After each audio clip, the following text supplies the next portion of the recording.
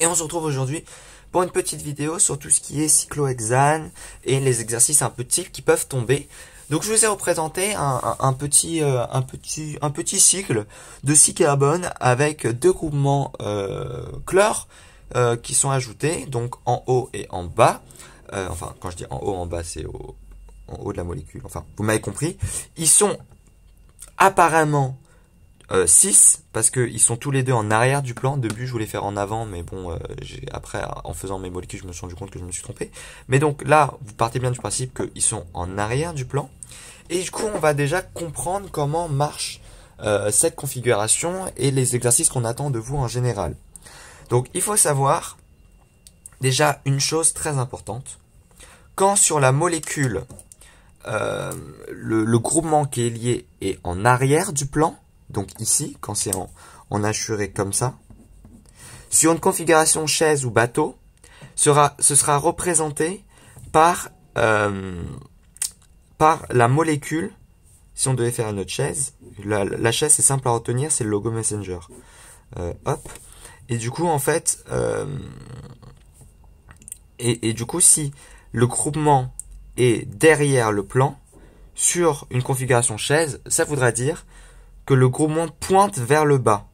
Il peut être soit en axial, c'est-à-dire vraiment à 90 degrés, donc il pourrait être là par exemple, CL, ou sinon il pourrait être en équatorial, c'est-à-dire que c'est pas à 90 degrés par rapport au truc, c'est vraiment pas une ligne franche bien verticale, c'est plutôt une ligne un peu oblique.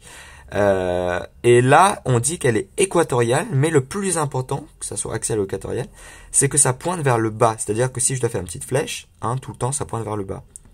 Si j'avais eu un groupement qui serait en avant du plan, c'est-à-dire comme ça.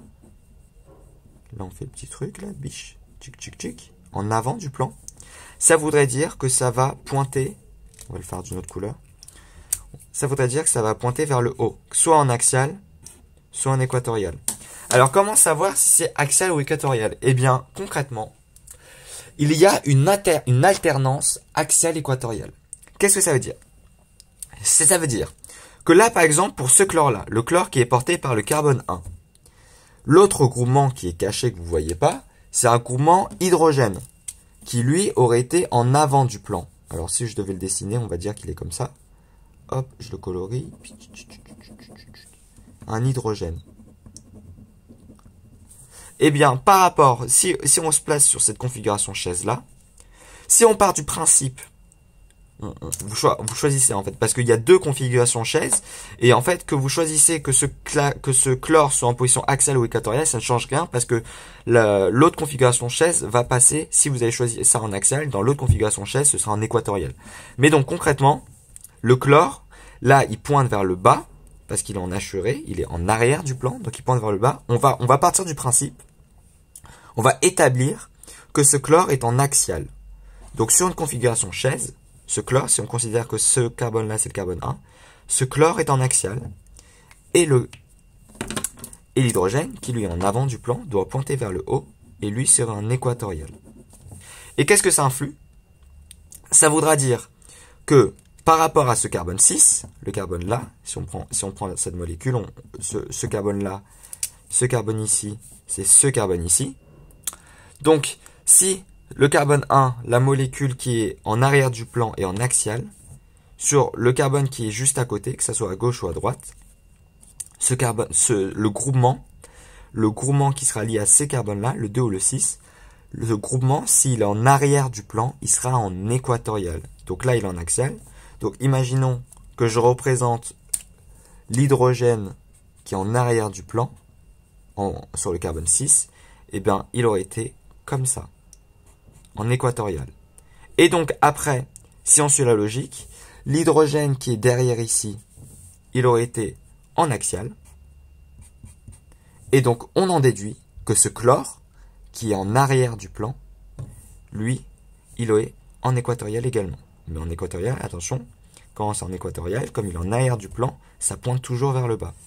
Donc si, pour cette question-là, on vous avait dit, les deux chlores peuvent être en configuration axiale dans la même chaise, donc dans la même configuration chaise, vous aurez répondu faux, puisque à cause de l'alternance équatorial-axial, équatorial-axial, enfin là du coup axial-équatorial, axial-équatorial, eh bien, les deux chlores, même s'ils sont 6, parce qu'ils sont tous les deux en arrière du plan, ils ne peuvent pas être en axial tous les deux, à cause de cette alternance axiale équatoriale. Et ça, cette alternance, ça marche que pour les groupes qui sont dans la même configuration. C'est-à-dire, enfin, dans le même sens du plan. Tous ces atomes-là, ils ont la particularité d'être en arrière du plan. Ok? Si je devais dessiner là, le H et le H, lui, du coup, il aurait été en axial ici, et en équatorial ici. Enfin, voilà, comme ça.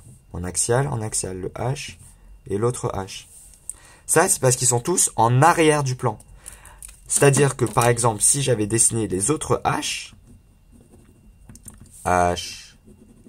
etc., eux, ces H-là, auraient été en avant du plan, donc ils pointeraient vers le haut, et pareil, il y aurait eu cette alternance. Donc là, il y aurait eu des axiaux, là, ici, il y aurait eu des équatoriaux, et là, ici, il y aurait eu l'axial. Et quand vous avez un axial, par exemple, qui pointe vers le haut, le groupement qui pointe vers le bas, donc qui est en arrière du plan, est en équatorial. C'est comme ça que vous savez, axial, équatorial. Donc là, maintenant, si je devais transposer cette molécule-là en formule de Newman, donc avec les grosses boules, par exemple, vous aurez un exercice, imaginons que là, on a la molécule 1 et la molécule 2, vous aurez item A, la molécule sous forme Newman et la molécule 1. Ou item B, cette molécule-là sous forme de Newman et la molécule 2. Alors là, comment vous faites pour savoir? Vous regardez déjà si c'est bien en axial et bien en équatorial. Bon, là, je vous ai un peu mâché le travail parce que là, vous pouvez voir que ce chlore-là est en axial et lui en équatorial.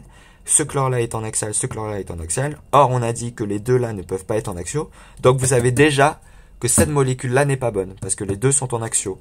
Mais un autre critère qui aurait pu vous faire départager, si j'avais mis par exemple dans une des molécules un des chlores qui était sur les carbones qui sont ici, c'est-à-dire qui pointent vers le haut, là vous aurez direct su que ce n'est pas la bonne représentation, parce que si j'avais mis le chlore en haut, sur un truc qui pointe vers le haut, ça voudrait dire qu'il aurait été en avant du plan sur ma molécule ici.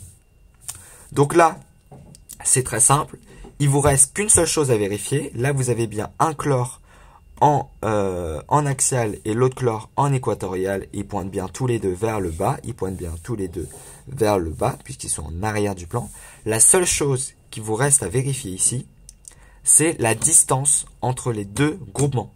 C'est-à-dire que là, j'aurais très bien pu mettre ce chlore-là, j'aurais très bien pu le mettre ici. Et là, vous aurez dit, bah oui, là, il y en a un axial. Et là, il y en a un équatorial. J'ai bien un axial et un équatorial. Cette molécule pourrait être bonne. Eh bien non, c'est faux. Parce qu'il faut que vous vérifiez que entre les deux groupements, il y a bien le bon nombre de carbone. Ici, entre les deux groupements, on a 1, 2, 3, 4 carbones qui les séparent. On regarde ici.